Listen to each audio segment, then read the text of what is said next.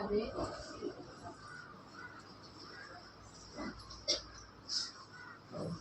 ரெண்டு என் குழந்தைங்க. சவுண்டா கேட்கல, சவுண்டா சொல்லுங்க. முன்னாடி வந்து எங்கள் கணவர், பெரிய பொண்ணு, சின்ன பொண்ணு, நாங்கள் சொந்த ஊர் மாடிக்கோட்டை, நாங்கள் திருப்பூரில் இருக்கிறோம். நாங்கள் வந்து பழத்தொழில் வச்சுருந்தோம். 10 வருஷமாக பார்ட்னரோட பழத்தொழில் வச்சுருந்தோம். அதில் எல்லாத்தையும் ஏமாந்து எங்கள் வீட்டுக்கார் விட்டுட்டாரு. விட்டதில் உடம்பு சரியில்லாமல் ஆகி ஸ்ட்ரோக்கு வந்து எல்லா யாவுமே மறந்துட்டாங்க. மறந்து உடம்பு சரியில்லாமல் ஆயிடுச்சு. ஹாஸ்பிட்டலில் கொண்டு அட்மிட் பண்ணியிருந்தோம். அவங்க வந்து 2 நாள் கழிச்சு தான் நாங்கள் சொல்லுவோம், மூளையை பாதிச்சிருச்சு, 2 நாள் கழிச்சு தான் நாங்கள் சொல்லுவோம் அப்படின்னு சொல்லிட்டாங்க. 2 நாளாக அவருக்கு எந்த யாவுமே இல்லை. அவருக்கு நான் எங்கே இருக்கேன்னு கேட்டு சாப்பிட்றது தூங்குறது எதுவுமே தெரியாது.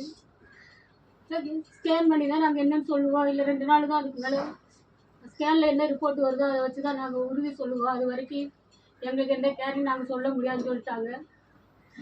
2 நாள் அவர் எந்த நிதானமே இல்லாமல் இருந்தார். எங்கள் பிள்ளைங்க 2 பேரும் ஹாஸ்பிட்டல் வந்தது அவருக்கு யாவுமே வந்துச்சு. பிள்ளைங்களை பார்த்தோன்னா அவருக்கு யாவும் வந்துச்சு. அந்த பிள்ளைங்க மட்டும்தான் அவருக்கு யாவும் இருக்கு, எந்த யாவுமே இருக்காது. எல்லாத்தையும் இழந்ததுனால ஒரு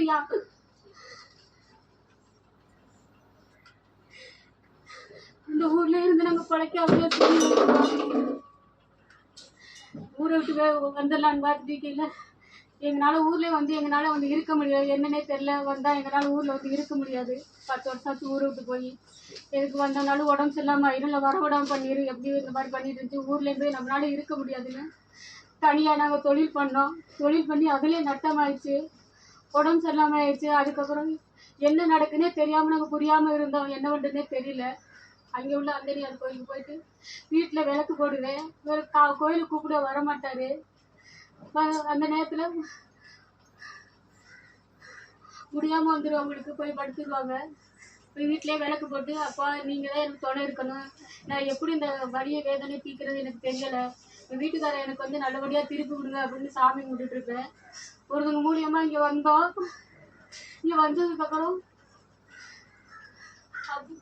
பார்த்துட்டு அப்புறம் அண்ணன் சொன்னாங்க, அக்கா என்ன குடும்பமே அழிகிற சூழ்நிலை இருக்குது, உங்கள் வீட்டுக்காருக்கு நேரம் சரியில்லாமல் இருக்குது, உயிர் ஆபத்தாக இருக்குது, தாலி பாய்க்கிறதுக்கு எந்த கேரண்டி இல்லாமல் இருக்குதா அப்படின்னு சொல்லி சொன்னாங்க.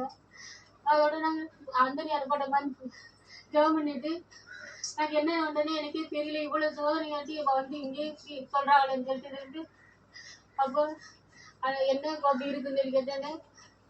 அப்புறம் அப்பா அண்ணன் சொன்னாங்க, நாயக்கத்தாடா எல்லாம் பண்ணி தரத்தா அப்படின்னு சொன்னாங்க. காப்பாற்ற தப்பு பற்றி இது யாருமே சொல்லாத வார்த்தை எங்களுக்கு அன்னைக்கு இன்னும்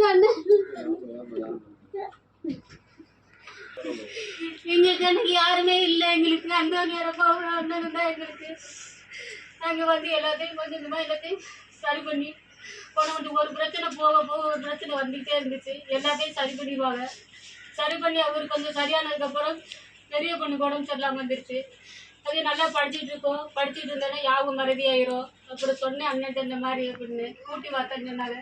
கூட்டி வந்து அதுக்கும் சரி பண்ணி அது நல்லா படித்த ஒரு 507 மார்க் வாங்கிச்சு. நல்லா படிச்சு அந்த பிள்ளைய சரியான அடுத்தடிச்சு என் சின்ன பொண்ணுக்கு முடியாமல் வந்துடுச்சு.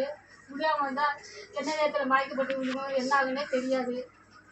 ஸ்கூலுக்கு போனால் ஸ்கூலில் மயக்கப்பட்டு விழுந்துடும், வீட்டில் இருந்தால் வீட்டில் மயக்கப்பட்டு விழுந்துடும். அப்புறம் கோயிலுக்கு கூப்பிட்டு வந்து தான் அதுக்கப்புறம் தான் எங்களுக்கு சாமி கோளாறு எல்லாமே சொன்னாங்க. எங்கள் மாமியார் எல்லாம் இறந்து போயிட்டாங்க. அவங்க எல்லாரும் வந்து எல்லாம் சாமி கோளாறு, பேய் கோளாறு எல்லாமே 1.5 வருஷமாக எங்களுக்கு போட்டு பாடாப்படுத்தி எடுத்துச்சு. ஆனால் எங்கள் முடியல்னு சொன்னால் அண்ணன் ஜெபம் பண்ணிக்கிடுவாங்க. நாங்கள் கோயிலில் தான் இருப்போம். எங்களுக்கு அங்கே இருந்து வந்து ஜெபமும்